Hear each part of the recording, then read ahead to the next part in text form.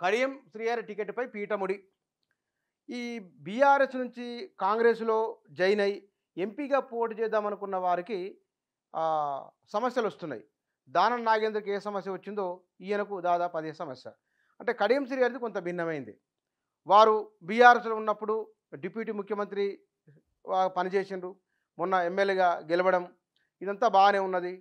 ఆయన పార్టీ మారడానికి కారణం ఏంటంటే తన కుమార్తె ఓడిపోయే పార్టీ నుంచి పోటీ చేయొద్దు కాబట్టి గెలిచే పార్టీ వైపు తాను వచ్చానని వారు చెప్పడం. ఈ విషయాలను ఒక ఎత్తు అయితే, రెండోది కడియం శ్రీహరే వరంగల్ నుంచి పోటీ చేయాలి. ఆయన పోటీ చేయకుంటే గనుక వారి కుమార్తెకు టికెట్ ఇచ్చేది లేదని అధిష్టానం చెప్పినట్లు నమస్తే తెలంగాణ వార్తా కథనం. అంటే దానం నాగేందర్ కూడా ఆయన ఎమ్మెల్యే పదవికి రాజీనామా చేసి ఎంపీ టికెట్ తీసుకొని ఎన్నికల్లో పోటీ చేయాలన్నారు.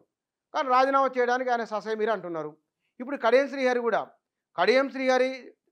స్టేషన్ గన్పూర్ నియోజకవర్గ ఎమ్మెల్యే పదవికి రాజీనామా చేసి ఆయన లోక్సభ పోటీ చేయాలని చెప్తున్నారు. కడియం కావ్య ఆమె అసెంబ్లీ బరిలో నిలబడి అక్కడ గెలవాలనేది వారి ఉద్దేశం. ఒకవేళ ఇప్పుడు మారిన పరిస్థితుల దృష్ట్యా కడియం శ్రీహరి అన్నారు ఓడిపోయే పార్టీ నుంచి తన కుమార్తె ఎందుకు అని. మరి కడియం శ్రీహరి కనుక రాజీనామా చేసి ఎన్నికల్లో ఉంటే గెలుచుడనే గ్యారంటీ ఉందా? లేదు. ఆయన ప్రకారమే. అంటే ఏమిటి?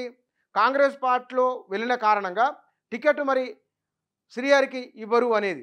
ఆయన ఎంపీగా పోటీ చేయడానికి సిద్ధంగా లేరు. కుమార్తె సిద్ధంగా ఉన్నది. ఆమెకు టికెట్ ఇవ్వడానికి అధిష్టానం సిద్ధంగా లేదు. గందరగోళం ఉన్నది. మరి గందరగోళాన్ని ఎట్లా పరిష్కరించుకుంటారో చూడాలి.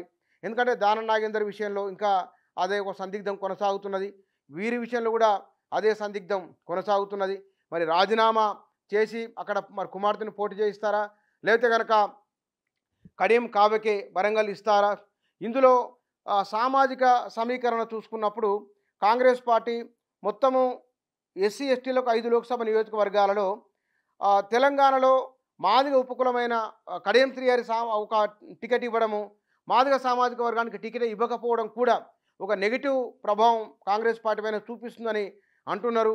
ఢిల్లీలో ఏఐసిసి కార్యాలయం ముందు కాంగ్రెస్లో ఉన్న మాదిగ నాయకులంతా నిరసన వ్యక్తం చేయడము, కాంగ్రెస్ పార్టీకి ప్రధానంగా మనకు వరంగల్లోను నాగర్ కర్నూలు ఈ 2 నియోజకవర్గాలలో మాదిగల ఓట్లు ఎక్కువగా ఉన్నాయి కాబట్టి ఆ మేరకు గెలుపోటములపైన ప్రభావం కూడా ఉంటుంది అనే చర్చ కూడా జరుగుతున్నది. లక్కీగా బీజేపీ బీఆర్ఎస్ ఎక్కువ ఓట్లు తీసుకొని ఓట్ల చీలిక ఎక్కుంటే కనుక అట్లా లాభించవచ్చేమో, కానీ బీఆర్ఎస్ కూడా అంత మాదిగల విషయంలో సానుకూలంగా లేదు అనే ఒక భావన కూడా ఉన్నది. కాబట్టి మరి ఎవరికి ఎట్లా లాభిస్తుంది ఈ టికెట్ విషయంలో వారు ఏ నిర్ణయం తీసుకుంటారో చూడాలి. మరి కడియం శ్రీహరికి టికెట్ ఇస్తారా లేదా కనుక కావ్యకే టికెట్ ఇచ్చి అట్లా వదిలేస్తారా? మరి ఏం జరుగుతుందో చూడాలి.